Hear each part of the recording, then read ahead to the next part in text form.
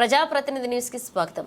ఖమ్మం జిల్లా వెంసూరు మండలం పరిధిలోని వెంసూరు గ్రామ పంచాయతీలో డబుల్ బెడ్రూమ్ వాసులకు గత కొంతకాలంగా కురుస్తున్న వర్షాలతో రోడ్లు మొత్తం బురదమయమై మోటార్ సైకిల్ గాని ఆటోలు గాని కనీసం నడవడానికి కూడా అవకాశం లేక నానా ఇబ్బందులు పడుతున్నారని, అత్యవసర పరిస్థితుల్లో కనీసం అంబులెన్స్ కూడా వచ్చే పరిస్థితి లేదని, ప్రభుత్వ అధికారులు కనీసం కన్నెత్తి కూడా చూడడం లేదని, అధికారులు వెంటనే జోక్యం చేసుకుని ఏర్పాట్లు చేయాలని సిపిఐ జిల్లా కార్యవర్గ సభ్యులు దండు ఆదినారాయణ డిమాండ్ చేశారు.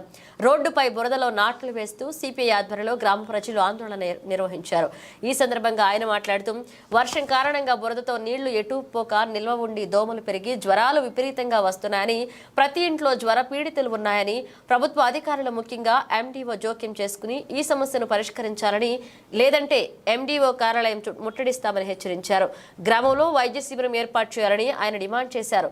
ప్రజల ఇబ్బందులు, ప్రజల సమస్యలు పట్టించుకోకుండా అధికారులు నిర్లక్ష్యం వహించడాన్ని ఆయన తప్పుపట్టారు. ఈ కార్యక్రమంలో సిపిఐ మహిళా సమైక్య డివిజన్ నాయకులు ఎస్కే రంజాన్, డబుల్ బెడ్రూమ్ శాఖ కార్యదర్శి, దళిత కుల పోరాట సమితి మండల గవర్నర్ కిన్నెర మారయ్య పాల్గొన్నారు. సిమెంట్ రోడ్లు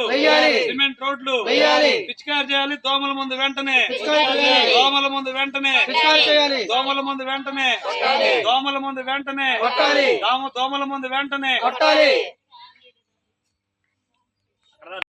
వేంసూరు మండలం వేంసూరు గ్రామ పంచాయతీ పరిధిలో డబుల్ బెడ్రూమ్ వాసులకి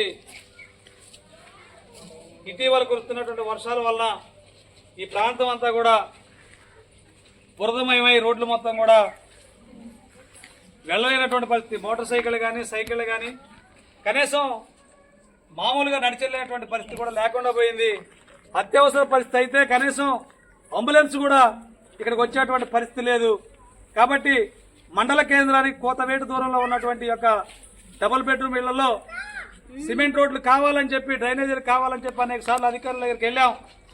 ఇదిగో అదిగో అని చెప్తున్నారు తప్ప పట్టించుకోవడం లేదు. ఇలా ఈరోజు ఈ యొక్క డబుల్ బెడ్రూమ్ అసలు కాలనీలో నాట్లు వేసి, రోడ్ల మీద నాట్లు వేసి నిరసన తెలుపుతున్నటువంటి పరిస్థితిని ఇలా మనం చూడొచ్చు. ప్రజలు అనేక రకాల ఇబ్బందులు పడుతున్నా కానీ గ్రామ పంచాయతీ అధికారులు, మండల అధికారులు మా దగ్గర నిధులు లేవు, డబ్బులు లేవు అని చెప్తున్నారు తప్ప కనీసం ఇక్కడికి వచ్చి ఏం జరుగుతుందనేటువంటి చూసే పరిస్థితి లేదు. కాబట్టి ఇప్పటికైనా ఎండీఓ గారు జోక్యం చేసుకుని ఈ యొక్క కాలనీకి రావాలా, పరిశీలన చేయాలా, ఇక్కడ సిమెంట్ రోడ్డు ఏర్పాటు చేయాలని చెప్పి భారత కమ్యూనిస్టు పార్టీ తరఫున మేము డిమాండ్ చేస్తున్నాం. దాంతోపాటు ఇలా డ్రైనేజ్ సౌకర్యం లేదు, కచ్చా రోడ్లు ఇస్తామని చెప్పారు. మాకు ఈజీఎస్ ఏపీఓ గారిని కలిసాం, కచ్చా డ్రైన్లు వేస్తామని చెప్పారు. అని చెప్పి కూడా ఇవాళ 15 రోజులు 20 రోజులు అయిపోయింది, ఇప్పటివరకు ఎలాంటివి రాలేదు. కాబట్టి వెంటనే అధికారులు జోక్యం చేసుకుని ఈ సమస్యను పరిష్కారం చేసి ఇక్కడ సిమెంట్ రోడ్లు, డ్రైనేజీలు ఏర్పాటు చేయాలని చెప్పి డిమాండ్ చేస్తున్నాం. రేపు ఎల్లుండి అధికారులు స్పందించకపోతే మంగళవారం నాడు ఎండీఓ కార్యాలయాన్ని ముట్టడి చేస్తామని చెప్పి కూడా ఈ సందర్భంగా అధికారులకు హెచ్చరిక చేస్తున్నాం.